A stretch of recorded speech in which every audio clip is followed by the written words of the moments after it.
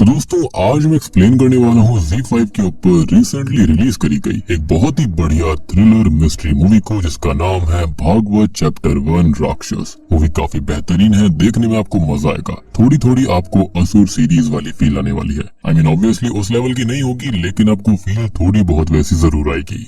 फिलहाल इस मूवी की IMDb रेटिंग है 7.1 स्टार्स आउट ऑफ 10 और आपको देखने में काफी ज्यादा मजा आने वाला है। और रिसेंटली मैंने थामा फिल्म को एक्सप्लेन कर दिया है, इनके सामने मिस कर दिया है, जाकर देख लीजिए, link is in the description and pinned comment. तो चलिए अब बिना किसी देरी के चलते हैं सीधा वीडियो की तरफ। तो मूवी की शुरुआत होती है अक्टूबर 2009 से रॉबर्ट्सगंज नाम के शहर में, जहां पर एक रात पूनम नाम की लड़की की माँ उसको बार बार कॉल कर रही होती है, लेकिन पूनम का फोन स्विच ऑफ आ रहा था।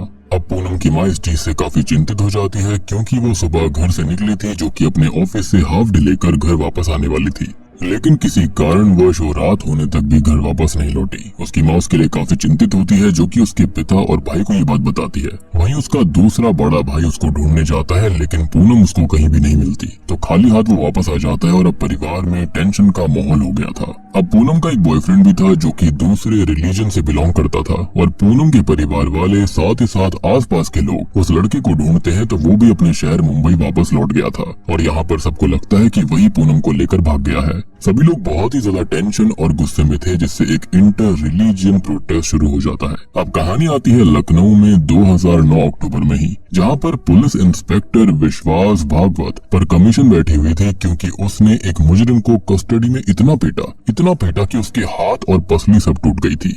अब उसके सीनियर्स उससे सवाल जवाब करते हैं, उसको समझाते हैं कि उसने ऐसा क्यों किया, लेकिन वो साफ इनकार कर देता है और ये कहता है कि वो मुजरिम खुद ही गिर गया था। हालांकि ऐसा नहीं था, उसने उसे वाकई में पीटा था। अभी भागवत का सस्पेंशन तो रुक जाता है और उसके सीनियर उसे बताते हैं कि उसे रॉबर्ट्सगंज में ट्रांसफर करा जा रहा है, और अब वो ऐसे हाथ उठाना बिल्कुल छोड़ दे, क्योंकि वो हर मुजरिम के अंदर पंडित दीक्षित को ढूंढा करता था, और वो ऐसा करना बिल्कुल छोड़ दे। मतलब कि भागवत की किसी पंडित दीक्षित से कोई पुरानी दुश्मनी थी, जिसकी वजह से उसके अंदर क्रिमिनल्स को लेकर काफी गुस्सा पल रहा था।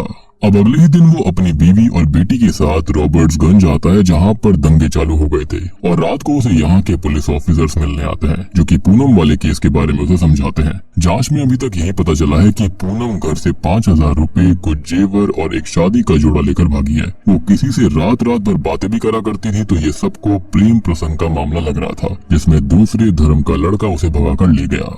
अब भागवत पूनम के कॉल रिकॉर्ड्स को चेक करता है, तो उसके अंदर उसको एक नंबर मिलता है जिससे पूनम की बार बार बात हुई थी, तो वह नंबर अपने जूनियर को देता है कि वो इसकी डिटेल्स निकाले, ट्रेस करवाए। अब अगले दिन वो पुलिस स्टेशन जाता है, जहाँ पर उसने पूनम के परिवार को और एक लोकल धर्म के नेताजी को बुलाया हुआ था। नेताजी के लोग थाने के बाहर प्रदर्शन करने लगते हैं, और भागवत अपने कांस्टेबल से ये प्रदर्शन बैन करने के लिए बोलता है। अब भागवत पूनम के पिता से बात करता है, जो कि ये कहते हैं कि उनकी बेटी पिछले 10 दिन से लापता है, जिस पर भागवत कहता है कौन सी बड़ी बात है, और ये लव अफेयर का मामला होगा, वो खुद ही भागी होगी। लेकिन वो कहते हैं कि पूनम ऐसी नहीं है, और रोने लगता है। अब वो आगे ये कहते हैं कि पिछले 10 दिन से एक भी खबर उनकी बेटी के बारे में नहीं मिली है। उसकी बेटी कैसी है, कहाँ पर है, किस हालात में है, वो बहुत ही ज्यादा दुखी थे। और वो भागवत से ये कहते हैं कि वो उनको एक तारीख बता दे कि किस दिन पूनम यहाँ पर आ जाएगी, क्योंकि उसकी माँ भी काफी तकलीफ में है। इसके चलते यहाँ पर भागवत ये कहता है कि 15 दिन में उनकी बेटी वापस आ जाएगी। खैर अब इसी बीच हम बनारस का सीन देखते हैं, जहाँ पर मीरा नाम की एक लड़की होती है, जो कि कॉलेज में पढ़ती है, जिसे एक रोज सड़क पर खेलता हुआ समीर नाम का एक लड़का मिलता है, जो कि उम्र में उससे थोड़ा सा बड़ा है और स्कूल में साइंस पढ़ाता है। समीर उससे थोड़ी बहुत बात करता है और फिर रोज उसे देखने रोड पर उसका इंतजार करने लगता है, जिससे वो समझ जाती है कि समीर उसमें इंटरेस्टेड है, और वो भी समीर में इंटरेस्टेड लग रही थी। एक दिन वो उससे ये कहता है कि वो उसे पसंद करता है और उसका गंगा घाट पर वो इंतजार करेगा, वो जरूर वहाँ पर आए। अब इधर रॉबर्ट्सगंज में भागवत को उस नंबर की डिटेल्स मिलती है, जिससे रात भर पूनम की बातें हुआ करती थी, और ये नंबर किसी प्रवीण साहू का नंबर है। भागवत पूनम के परिवार से पूछता है, तो वो किसी प्रवीण साहू को नहीं जानते थे, और थोड़ा हाथ पैर मारकर भागवत को प्रवीण मिल जाता है, जो कि यहाँ पर ईंट की भट्टी पर काम करता था। वो पहले भी एक 9 साल की लड़की को भट्टी पर काम करने के लिए लेकर आया था, जिससे काम नहीं होता था, तो उसने उसके परिवार को उसे वापस लौटा दिया। भागवत उससे पूनम के बारे में पूछताछ करता है, तो वो बताता है कि वो किसी पूनम को नहीं जानता, और ये नंबर उसकी बहन कौशल्या का है, जो कि 22 फरवरी से लापता है, जिसकी उसने FIR भी दर्ज करवा रखी है, लेकिन उसका आज तक कुछ भी पता नहीं चल सका। मीनवाइल दूसरी ओर समीर से मिलने मीरा घाट पर आती है और दोनों बातें करते हैं, जहाँ पर दोनों का लव अफेयर शुरू हो गया था। अब कुछ लोग घाट पर आते हैं और लेडीज मीरा को ले जाती हैं और समीर का मुंह काला करके उसकी पिटाई कर दी जाती है, क्योंकि ये सब सार्वजनिक जगहों पर शोभा नहीं देता, यानी कि पब्लिक प्लेसेस पर उनको दिक्कत थी ऐसा करने से। अब रात में समीर मीरा से कॉल पर बात करता है जो कि उसके लिए रो रही थी और वो उसे संभालता है। मीनवाइल रॉबर्ट्सगंज में भागवत को कौशल्या के कॉल रिकॉर्ड्स के अंदर 2 नंबर मिलते हैं जिनसे उनकी ज्यादा बात होती थी, और जब वो नंबर ट्रेस करवाए जाते हैं तो ये 2 अलग अलग लड़कियों के नंबर थे और वो लड़कियां भी काफी समय से गायब थी। मतलब देख रहे हो यहाँ पर कैसा लूप बन रहा था। मतलब पूनम को ढूंढने निकले थे और उसे ढूंढते ढूंढते और 3 लड़कियों के लापता होने के केस सामने आ गए। अब भागवत उन 2 लड़कियों का पता लगाने की कोशिश करता है तो सेम उनकी बात भी जिन नंबर से हुआ करती थी वो लड़कियों के ही नंबर थे और वो लड़कियां भी गायब थी। और ऐसे अलग अलग इलाकों से लगभग 10 से 15 लड़कियां अभी तक गायब हो चुकी हैं और फर्स्ट इम्प्रेशन तो यही है कि वो घर से भागी हैं। अब ये चीज जानकर भागवत काफी परेशान होता है और कहता है कि इन लड़कियों का आपस में कोई तो कनेक्शन जरूर होगा। इस पर उसका जूनियर बताता है कि कुछ साल पहले भी ऐसा ही हुआ था। असल में सीकरी गांव से कुछ लड़कियां गायब हुई थी और कभी वापस लौटकर नहीं आई, ना ही आज तक मिल पाई। एक रोज मंदिर के पास बनी हुई कुटिया में एक्सीडेंट में आग लग गई थी, जिससे ये सामने आया कि वहाँ पर उन गायब हुई लड़कियों के कपड़े रखे हुए थे और कोई उन लड़कियों को तंत्र विद्या के लिए इस्तेमाल करके मार देता था। भागवत कहता है कि ये 1984 की बात है, पंडित दीक्षित का केस है और तंत्र विद्या जैसा कुछ भी नहीं था। तब 8 लड़कियां गायब हुई थी और 8 में से उसकी खुद की 14 साल की बहन मोना भागवत भी थी, जिसका आज तक कोई नामो निशान नहीं मिला। अगले दिन उसे एक लीड मिलती है जहाँ पर एक लड़की जो गायब थी उसके घर से कविता शास्त्री नाम की लेडी का नंबर मिला था, जो कि एक फोटोग्राफर है और असल में मनवाड़ी नाम की जगह पर उसका स्टूडियो था। भागवत को भी ये पता चलता है कि मनवाड़ी के आसपास से ही उन लड़कियों को कॉल्स आया करते थे और मनवाड़ी प्रदेश का सबसे बड़ा रेड लाइट एरिया था, तो वो वहाँ पर रेड मार देता है। अब कविता तो नहीं मिलती जो कि किसी काम से नेपाल गई थी, ना ही यहाँ पर और कोई गायब हुई लड़की मिलती। भागवत डीलर से बात करता है जो कि बताता है कि यहाँ पर कहीं और से लड़कियां आती हैं और इस प्रदेश की लड़कियों को कहीं और भेजा जाता है ताकि किसी को कुछ पता ही ना चल सके। अब ये सुनकर भागवत को गुस्सा आ जाता है और वो उस डीलर को पीट डालता है। दूसरी तरफ हम समीर को देखते हैं जो कि मीरा के साथ था और वो मीरा को शादी के लिए प्रपोज कर देता है और वो भी उससे बहुत ज्यादा प्यार करती थी तो इसके लिए मान जाती है। तभी भागवत को अपनी बहन की याद आ रही होती है जो कि एक दिन ऐसे ही गायब हो गई थी, फिर कभी भी नहीं मिली, जिससे दुखी होकर वो रोने लगता है। अब उसको पता चलता है कि कविता नेपाल से वापस आ गई है, लेकिन भागवत ने उसे पुलिस स्टेशन बुलाया था जहाँ पर वो आई ही नहीं थी। तो वो उसके घर जाता है और उससे चंदा पाल एक और गायब हुई लड़की के बारे में पूछता है जिसके नंबर से कविता को कई कॉल्स आई थी। तो वो बताती है कि ये चंदा पाल नहीं है बल्कि सूरज जायसवाल का नंबर है। अब वो एक दिन उसके पास कुछ फोटोज को डेवलप कराने आया था और फिर उसके पीछे ही पड़ गया। कविता असल में विडो है जिसका एक बेटा भी है, तो सूरज उसके स्कूल तक पहुंच गया था और कविता ने जैसे तैसे उससे पीछे छुड़वाया। अब वो भागवत को वो वाली फोटोज दिखाती है जो कि सूरज डेवलप करवाने आया था, तो ये कोई रैंडम फोटोज ही थी। मतलब कि वो फोटो के बहाने कविता के पास आया करता था और उसको फंसाने की कोशिश कर रहा था, लेकिन वो इसमें नहीं फंसी। भागवत फिर से काफी परेशान हो जाता है क्योंकि अभी तक कुछ भी सबूत हाथ नहीं लगा था। वहीं दूसरी ओर समीर मीरा से कहता है कि वो उससे बहुत प्यार करता है, लेकिन मीरा का परिवार शादी के लिए नहीं मानेगा, तो वो उसके साथ भाग चले और वो उसे प्यार करती थी तो इसके लिए भी मान जाती है। अब वो दशहरा के दिन उसको भगाकर ले जाता है और जाने से पहले मीरा अपने परिवार को ऐसे छोड़ने पर बहुत दुखी थी, लेकिन समीर उसको समझा लेता है। अब वो लोग एक लॉज में रुकते हैं जहाँ पर समीर ने मीरा से लाल साड़ी लाने के लिए कहा था जिसे वो पहनकर दिखाने के लिए कहता है और फिर दोनों इंटीमेट होते हैं। इधर भागवत को पुलिस कांस्टेबल बताता है कि इतने सारे नंबर्स में 2 IMEI नंबर थे जिनमें एक अभी 20 सेकंड के लिए ऑन हुआ है। अब कांस्टेबल उस लड़के को पकड़ लेते हैं जिसने वो फोन ऑन किया था, जो कि बताता है कि ये उसका फोन नहीं है बल्कि उसे अपनी गर्लफ्रेंड को कॉल करना था, इसलिए उसने इसके अंदर सिम डाली थी और ये फोन उसके फ्रेंड का है। अब भागवत उसके फ्रेंड से बात करता है तो वो ये कहता है कि एक लड़के से उसका रोड पर एक्सीडेंट हुआ था जिसके स्कूटर पर नेताजी की फोटो थी और उसी लड़के का फोन रोड पर गिर गया था जिसे उसने अपने पास रख लिया। भागवत समझ जाता है कि ये दोनों लड़के बोल तो सच रहे हैं और उसे ये भी याद आता है कि कविता के पास जो फोटोज आई थी उनमें से एक में स्कूटर भी है जिस पर नेताजी का फोटो है, यानी कि वो कोई रैंडम पिक्चर्स नहीं थी। अब भागवत इस स्कूटर के डिटेल्स निकलवाता है और ये स्कूटर किसी राजकुमार सिरातिया का था। वो राजकुमार की फोटो निकलवाता है जिसे कविता को दिखाया जाता है, तो वो भी बताती है कि हाँ यही है सूरज। और अब हम वो फोटो देखते हैं तो ये राजकुमार सूरज और कोई नहीं बल्कि अब समीर बन चुका है, यानी कि यही था जो कि लड़कियों को शायद फंसा रहा था। अब भागवत के पास अभी तक कोई भी सबूत नहीं थे, लेकिन अब उसके पास एक चेहरा आ गया था ढूंढने के लिए और वो अपनी टीम से कह देता है कि वो लोग इस राजकुमार के बारे में जहाँ तक जो जान सके। जैसी भी जानकारी हो उसको निकाल कर लेकर आए। इधर हम सूरज उर्फ समीर उर्फ राजकुमार को देख पाते हैं, जो कि बहुत ही बड़ा झूठा था, जो कि मीरा को कहीं पर छोड़कर अपने घर भदोई वापस आता है और यहाँ पर अपनी बीवी सुमित्रा और बेटे से मिलता है। जी हाँ, वो शादीशुदा था।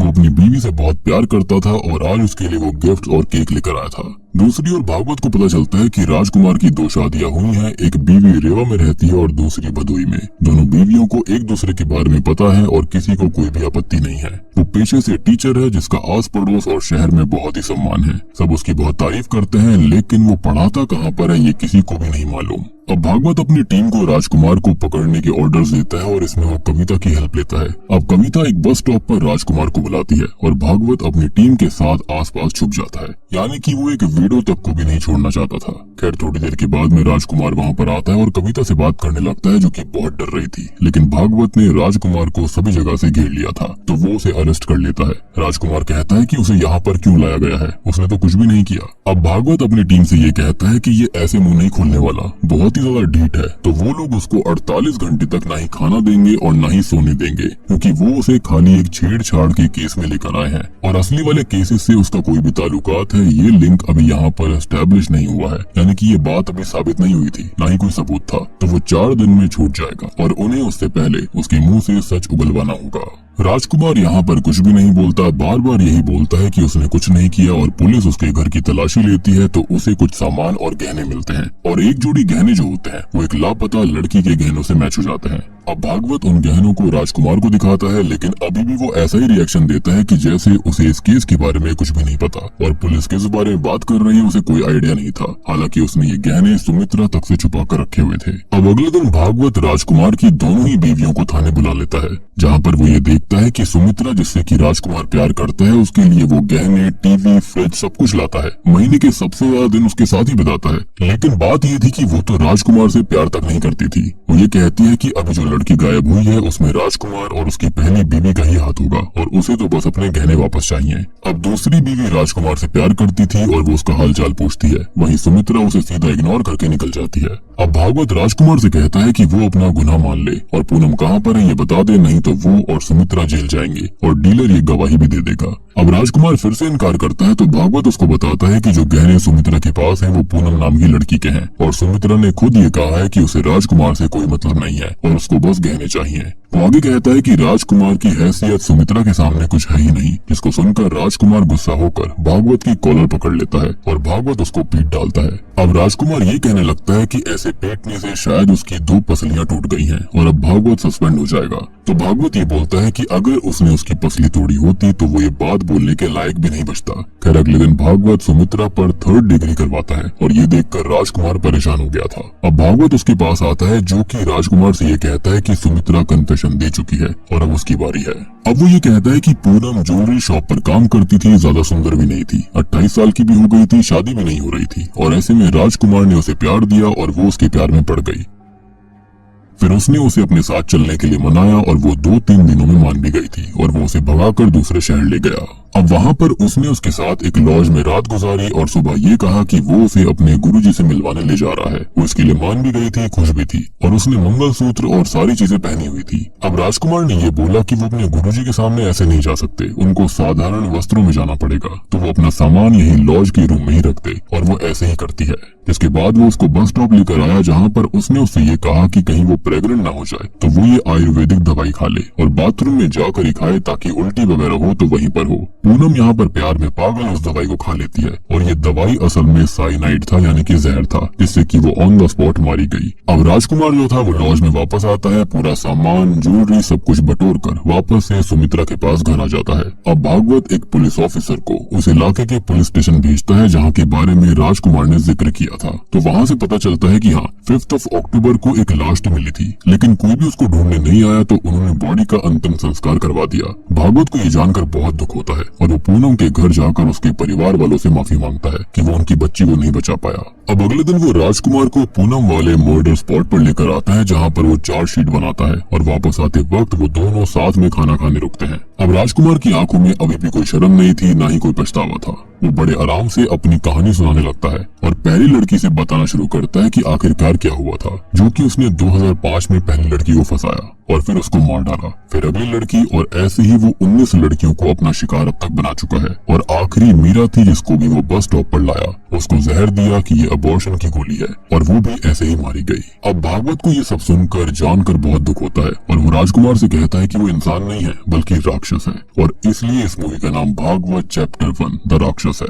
अब अगले दिन राजकुमार को कोर्ट में पेश किया जाता है, जहाँ पर वो अपना केस खुद ही लड़ने के लिए बोलता है और भागवत से बोलता है कि वो यहाँ से बाइज्जत बरी होकर सीधा फुर हो जाएगा। अब भागवत उसके बारे में और जानकारी निकालता है तो बस स्टॉप से एक गवाह भी मिलता है जिसने उसे पूनम के साथ देखा था, और एक आदमी बताता है कि वो 2003 में एक लेडी के गहने लूटने में पकड़ा गया था और उस दिन वो पिटा भी था, और उसने तब कसम खाई थी कि अब वो किसी काम को अधूरा नहीं छोड़ेगा। यानी कि बेसिकली माना जाए तो वो साइको सा हो गया था। अब केस शुरू होता है और राजकुमार काफी ज्यादा कॉन्फिडेंट होता है, तो वो पूनम के साथ देखा गया था, जिस पर वो ये कहता है कि हाँ वो दोनों भागे थे, साथ में भागे थे। लेकिन हुआ ये था कि समय बीतता रहा, लेकिन पूनम उसके ऊपर शादी का प्रेशर बनाती रही थी। अब एक पंडित भी सामने आता है जिसके सामने राजकुमार पाप धोने गया था। वहाँ पर उसने बताया कि उसने एक कुंवारी के साथ संभोग किया और फिर उसको जहर देकर मार दिया। इस बात को भी राजकुमार बिल्कुल तोड़ मरोड़ देता है। अब इसी बीच पूनम के पोस्टमार्टम करने वाले डॉक्टर को बुलाया जाता है, जो कि बताता है कि हाँ बाथरूम की कुंडी अंदर से बंद थी और पूनम की लाश देखकर लग रहा था कि उसने खुद को ही खत्म किया था। और इस तरह राजकुमार पूरे केस को अपने ऊपर से हटवाकर खुद को खत्म करने वाले मामले में बदल देता है। यानी कि उसका ये कहना था कि सारी लड़कियां खुद को खत्म कर रही थी, इसमें उसकी कोई गलती नहीं है, और सारी की सारी प्लानिंग प्लॉटिंग के तहत था। वो सबको यही बोला करता कि बाथरूम में जाओ, वहाँ पर इसको जाकर खाना। ऑब्वियस सी बात है, कोई भी लड़की वॉशरूम के अंदर जाएगी तो अंदर जाकर कुंडी तो लगाएगी। तो केस यहाँ पर ऐसा बनता था जैसे कि उसने खुद को खत्म किया हो, क्योंकि यहाँ पर वो डायरेक्टली इन्वॉल्व नहीं था। और यहाँ पर कभी पुलिस ने डिटेल में इस चीज को चेक नहीं किया तो कोई भी सबूत नहीं मिला। अब भागवत को एक बात याद आती है कि राजकुमार कहीं ना कहीं से तो साइनाइड लेता ही होगा, तो वो एक अतर की दुकान तक जाता है जहाँ से राजकुमार अतर लिया करता था, और इसी अतर वाले आदमी के पिता ज्वेलरी बेचते थे। अब वो उस आदमी तक जाता है जो कि ये बताता है कि वो जेल में राजकुमार से मिला था और वहीं से उनकी दोस्ती हुई थी, और वो उसे साइनाइड देने लगा जो कि चांदी साफ करने में काम आती थी। अब ये आदमी कोर्ट में आता है तो राजकुमार उल्टा उसे अपनी बातों में उलझा देता है। ये बोलता रहता है कि अगर उसने उसे साइनाइड बेचा है तो कोई रिसीट तो होगी, लेकिन वो उसके पास नहीं थी। तो उल्टा राजकुमार उसे अपनी ही बातों में उलझा देता है, जिसके चलते डर के मारे ये आदमी अपना ही बयान बदल देता है कि कहीं उसको जेल ना हो जाए, और ये कहता है कि वो राजकुमार को साइनाइड नहीं देता था। अब केस यहाँ पर महीने दर महीने चलता रहता है, साल बीतते हैं, लेकिन राजकुमार के खिलाफ कोई भी पुख्ते सबूत नहीं मिल पाते, और तो और वो आजादी से घूमने लगता है। अब भागवत इस चीज से काफी हताश हो गया था, निराश हो गया था, क्योंकि ये केस अब हाथ से निकल चुका है और राजकुमार बाइज्जत बरी कभी भी हो सकता है। वो अपनी बीवी से बात करता है कि वो उन लड़कियों को इंसाफ दिलाकर रहेगा और राजकुमार को खत्म कर देगा। अब भागवत काफी परेशान था कि तभी उसको एक नाम याद आता है जो कि था देवलोक लॉज। लेकिन अभी तक 19 केसेस में किसी भी देवलोक लॉज का नाम नहीं मिला था, और राजकुमार बहुत ही शार्प है, वो नेम्स में गलती नहीं कर सकता। अब भागवत अपनी टीम को काम पर लगाता है तो उनको इस इलाके में 3 ऐसे लॉज मिलते हैं जिनके नाम देवलोक थे, और एक एक लॉज के अंदर रिसेप्शन पर राजकुमार को पहचान लिया जाता है। उस एरिया के पुलिस स्टेशन में बात करने पर भागवत को पता चलता है कि हाँ एक लड़की बाथरूम से मिली थी लेकिन वो जिंदा थी। इसको सुनकर भागवत को एक सुकून मिल जाता है। वो उस लड़की को ढूंढते हुए हॉस्पिटल तक जाता है जहाँ पर उसे लड़की का नाम शालू पता चलता है, जिसे एक नर्स ने ट्रीट किया था। भागवत नर्स से मिलता है जिससे उसको पता चलता है कि शालू को दवाई से डर लगता था, तो उसने दवाई को चाट कर छोड़ दिया और 40 दिन तक वो कोमा में रही थी, यानी कि वो बच गई। उसने पूरा का पूरा साइनाइड नहीं लिया था। कोमा से जागने पर वो दिन भर रोती रहती थी और डिप्रेशन में चली गई थी, और अभी 1.5 साल पहले उसकी शादी भी हो चुकी है और वो एक नए नाम और पहचान के साथ अपने पति और बच्चे के साथ बहुत खुश है, यानी कि उसने अपना पास्ट भुला दिया है। खैर अब भागवत उससे मिलने की जिद करता है तो नर्स उसे शालू का पता बता देती है, क्योंकि ये केस काफी जरूरी था और इसी के चलते राजकुमार को जेल हो सकती थी। अब भागवत शालू से मिलने जाता है और उससे गुहार लगाता है कि वो आकर कोर्ट में गवाही दे दे, लेकिन शालू ये कहती है कि उसे डर लगता है। उसकी जिंदगी लगभग बर्बाद हो गई थी, सब कुछ खत्म हो गया था, और फिर उसे एक आदमी मिला जिसने उसे घर दिया, परिवार दिया, और अब वो फिर से पलट कर उस नर्क को नहीं देखना चाहती। भागवत उससे बहुत रिक्वेस्ट करता है जिसके बाद वो मान जाती है, लेकिन उसका पति इसके लिए अलाउ नहीं कर रहा था क्योंकि फिर समाज उनको परेशान करेगा। अब एक दिन हिम्मत करके वो कोर्ट आ जाती है, जिसको देखकर राजकुमार हिल गया था, क्योंकि शालू कोई और नहीं बल्कि मीरा थी। जी हाँ, जो कि उस दिन बच गई थी क्योंकि उसको दवाई से डर लगता था और उसने खाली साइनाइड को लिक किया, जिसके बाद वो 40 दिन तक कोमा में रही थी। खैर फाइनली वो गवाही दे देती है और राजकुमार को सभी मामलों में दोषी ठहरा दिया जाता है, जिसमें एक में उसे फांसी की सजा भी मिलती है। ये केस 14 साल तक चला था और राजकुमार ने रहम की गुहार भी लगाई थी, लेकिन मीरा के साहस और भागवत के संकल्प के आगे उसको सजा मिल जाती है। और बूम, इसी के साथ में भागवत चैप्टर 1 राक्षस मूवी यहीं पर खत्म हो जाती है। तो दोस्तों ये थी इस बेहतरीन थ्रिलर मिस्ट्री फिल्म की कहानी। उम्मीद करता हूँ कि आपको पसंद आई होगी। सारी चीजें मैंने आपको ऑलरेडी समझा दी है कि आखिर यहाँ पर हुआ क्या था। तो वीडियो पसंद आई तो लाइक कर देना, चैनल के ऊपर नए हो तो सब्सक्राइब कर लो। और रिसेंटली मैंने थामा फिल्म को एक्सप्लेन कर दिया है, इनकेस आपने मिस कर दिया है जाकर देख लीजिए, उसका लिंक आपको नीचे डिस्क्रिप्शन पिन कमेंट दोनों में ही मिल जाएगा। तो मैं आप सबको मिलता हूँ अगली वीडियो के साथ में, तब तक के लिए